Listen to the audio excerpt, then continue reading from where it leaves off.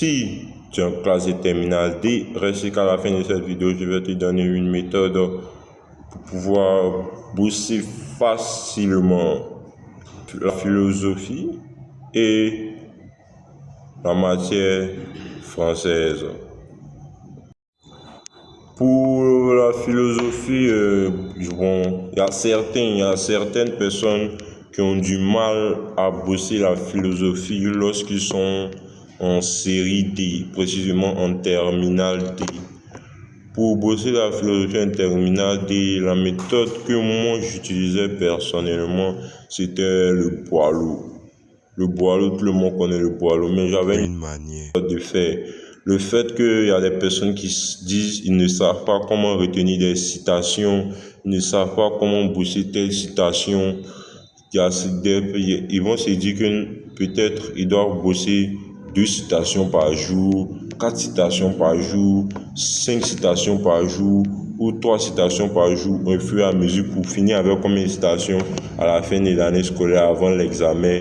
Par exemple, en mai comme ça, peut-être avec 20 citations, 25 citations, alors que c'est un seul sujet qu'ils vont mettre devant toi. Ou si tu as trop utilisé des citations dedans, si tu composes, si tu fais changer le sujet de dissertation à l'examen, peut-être le nombre de citations que tu veux utiliser dedans, ça sera peut-être seulement que, bon, si tu fais 3 arguments, seulement que 3 citations, c'est tout. Donc ça ne sert à rien de se charger la tête et bosser jusqu'à 20 citations. Ce que je peux te dire de faire, c'est par exemple la première leçon sur la conscience. Forcément, dans toutes les leçons de philosophie, il y a un côté positif. Quand il y a un thème, sur le thème, il y a un côté positif et un côté négatif.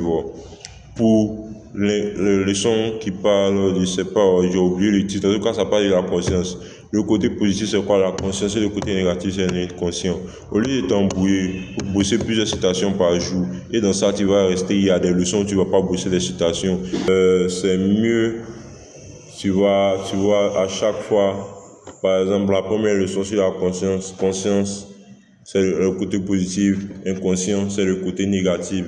Donc, le côté positif de la conscience, qu'est-ce que tu vas faire? Le côté positif de la conscience, ce que tu vas faire, c'est de chercher 2 arguments précis, 2 arguments qui sortent hors du commun, 2 arguments que tu sais que personne d'autre ne va penser à ça, ou bien parce que si tu choisis 2 arguments que d'autres personnes peuvent penser à ça, dans ta salle d'examen, tu peux faire, sur ta feuille, tu vas faire, peut-être tu vas mettre les 2 arguments, et d'autres personnes aussi vont penser à ces mêmes arguments, et ça peut te créer un problème alors que tu n'as rien fait. Donc c'est mieux de chercher 2 arguments qui sortent hors du commun. Et pour accompagner ces 2 arguments, pour le premier argument, tu cherches une citation. Pour le deuxième argument, tu cherches une citation aussi accompagnée. Et là, pour la leçon de conscience inconscient, maintenant pour le côté inconscient, c'est le côté négatif. Tu fais même la même chose, tu cherches 2 arguments. Et pour accompagner ces 2 arguments, le premier argument, tu cherches une citation qui va avec ou 2 citations qui vont avec. Là, au cas où si tu oublies un, tu te rappelles de l'autre, tu prends un qui est un peu long et un qui est court.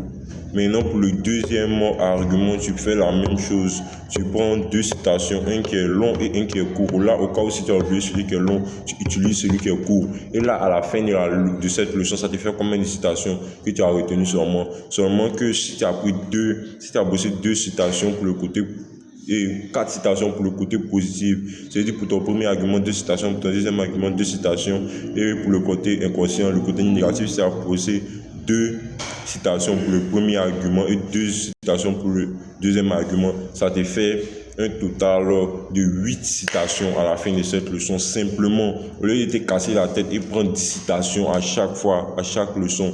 Ou si tu veux faire simple, tu prends une citation à chaque argument. Ça te fait 4 citations à la fin de cette leçon que tu as retenu. 2 citations pour le côté positif et 2 citations pour le côté négatif.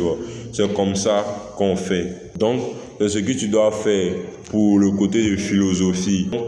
C'est comme ça. C'est une manière très facile, c'est juste que tu dois bien faire ton boileau. Et dans ma prochaine vidéo, je vais vous donner la méthode pour l'introduction et aussi pour la matière française aussi, précisément pour les élèves de terminale D.